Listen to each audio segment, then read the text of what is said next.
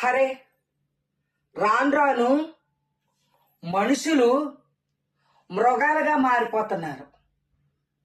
ఎక్కడో సినిమాల్లో జరిగి అనుకున్నాం కానీ ఇప్పుడు రియల్గానే జరుగుతున్నాయి, కళ్ళారా చూస్తున్నాము. ఎంతలో విడ్డారాలో అబ్బా, కన్నా తల్లిదండ్రుల్ని అతి క్రూరంగా తాటరెక్కించి తిప్పి తిప్పి తిప్పి తిప్పి దండమెట్టిన వదలకనగా జొన్నసేలోను సంపేడు. పేరు ప్రకాష్ అంట. మరి విజయనగరం జిల్లాకే శ్రీకాకుళంకే మరి ఏరియాలో ప్రకాష్ అంట పేరు. పాపము ఆ తల్లిదండ్రికి వాళ్ళ ప్రాణాలకి వాడే శత్రువు అన్న సంగతి తెలియక అల్లారు ముద్దుగా పెంచుకొని పెద్దోడిని చేసి పెళ్లి చేశారు. మందుకి వ్యసనాలకే బానిస అయిపోయి అప్పుల పాలయ్యి తల్లిదండ్రిని హింసించటం మొదలుపెట్టారు. వాడు వ్యసనాలకు బానిస అవటం తల్లిదండ్రి బాధ్యత.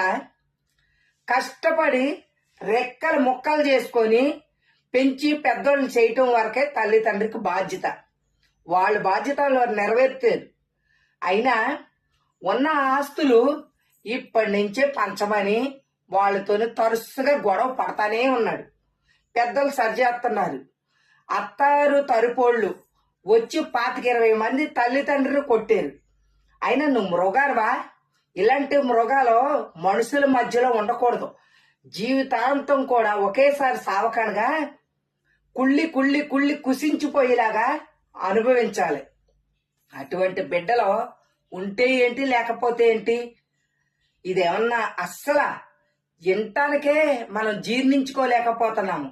ఆ తల్లి ప్రాణాలకు తెగించి నవమాసాలు మోసి పెంచి చక్కగా గోరుముద్దలు పెట్టి గోరువెచ్చని నీళ్లు స్నానం చేయించి హాయిగా పడుకోబెడితే ఆ బిడ్డ అలా హాయిగా పవలించుతుంటా తల్లి ఎంత సంతోషించింది తెలుసా?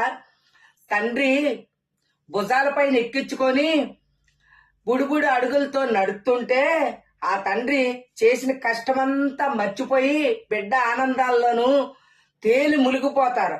అలాంటి తల్లిదండ్రిని అంత హింసించి చంపేవే. తల్లి 3 మొక్కలయ్యి దండమెడుతున్నా గాని వదలలేదంటే ఆడు అసలు మనిషేనా? ఒక మనిషా? నా దృష్టిలో నాడు మనిషి కాదు, ఒక రాక్షసుడు.